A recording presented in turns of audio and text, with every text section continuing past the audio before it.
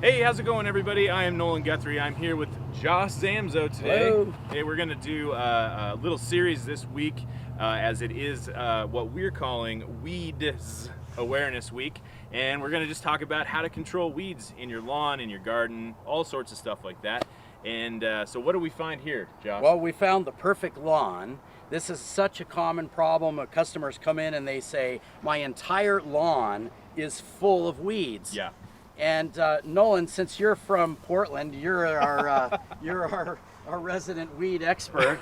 How about walk us through, what are we seeing? What kind of weeds are we seeing here? So yeah, I would say this is a pretty common lawn. You're going to see this all over the place, and you might even have it. But obviously dandelions, you know, I think that what's the standard joke? Like dandelions, the state flower, like of every lawn in the country. Well, we've got dandelions obviously are blooming. We found some clover over here. There's a couple little patches of clover. We've even seen what, Corey, you named it. It was henbit. We were trying to figure that out. We couldn't remember. Prickly lettuce. There's some thistle, clover. There's all kinds of things. And the question always is, what weed killer, which one product can I put down and get all of these weeds at once? And we're going to recommend something completely different. So Nolan, if this was your yard, what would you do today to deal with these weeds? If you talk to Corey, he would say this looks exactly like my yard, but it's not that bad. But the first thing you always want to do with feeding, and you can see other symptoms of this too, or anytime you want to control weeds, is you got to feed it first. Feed the and lawn. you can see it's not just the weeds that are in the lawn, but just the discoloration, the uneven pattern, and those can be caused by lots of things, but you're going to solve it by feeding. That's the first thing you got to do. So you got to feed the lawn first. That's your first line of defense against stopping any weed in your lawn. And I think the reason why that people don't sometimes understand, grass, if you were trying to grow dandelions and clover and keep the grass out, you would never be able to do that.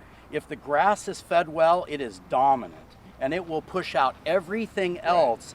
That's why a little bit of fertilizer on this grass saves you from having to treat all these weeds with pesticide.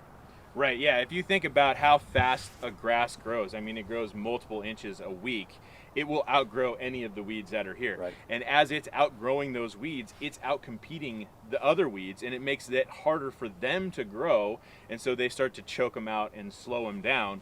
And then by the time you do maybe start using some sort of weed killer, you have fewer weeds, so you're using less weed killer, less chemicals, and it's going to be more effective, and you're going to get them out of the lawn a lot faster. So that's always, I think, your first line of defense. What else should somebody do right now if they're in this state, Josh? So get your water right, set your mower blade up.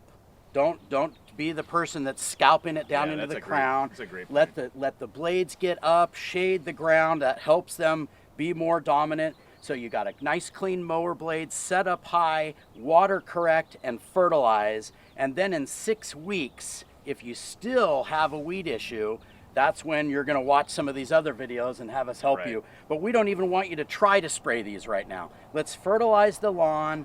Let's get the blade height correct and get the water set just right and give it 6 weeks. And I think you'll be impressed at how few weeds you have. Yeah. Awesome. Great. Thanks everybody for tuning in. We're going to have a few more videos here coming out this week, so stay tuned for those on our Zamzo's Weeds Awareness Week.